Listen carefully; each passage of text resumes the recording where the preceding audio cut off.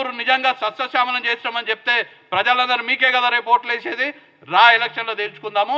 దమ్ముంటే కేసీఆర్ మహబూబ్ నగర్ పార్లమెంట్ స్థానం నుంచి పోటీ చేయాలని నేను సవాల్ చేస్తున్నా. ఇదే రిఫరెండం. నువ్వు కరెక్టా, నేను కరెక్టా, మీరు మాట్లాడే దాంట్లో నిజముందా, నేను మాట్లాడే దాంట్లో ధర్మం ఉందా అనేది రేపు మహబూబ్ నగర్ లోక్సభ ఎన్నికల్లో నువ్వు పోటీ చెయ్యి. అదే రిఫరెండంగా భావిస్తాము. ఒకవేళ ఆ ఎన్నికల్లో అదే రిఫరెండం కేసీఆర్ భరతం మొత్తం కూడా, కేసీఆర్ బండారం మొత్తం కూడా ఆ ఎన్నికల్లో బయట పెడతాము.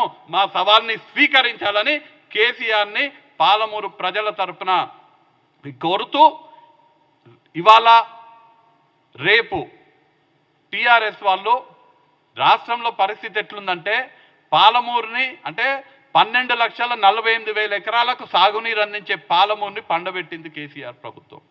మేడిగడ్డని బొందబెట్టి అక్కడ 1,00,000 కోట్ల అవినీతికి కేసీఆర్ అవినీతి చేసిండు. ఆ అవినీతిని ఇవాళ ప్రజాప్రభుత్వం వచ్చిన తర్వాత శాసనసభ బయట మీ 1,00,000 కోట్ల అవినీతి బండారం బయటపడుతుందనే భయంతో మా మీద నిరాధారమైనటువంటి ఆరోపణలు చేస్తున్నారు.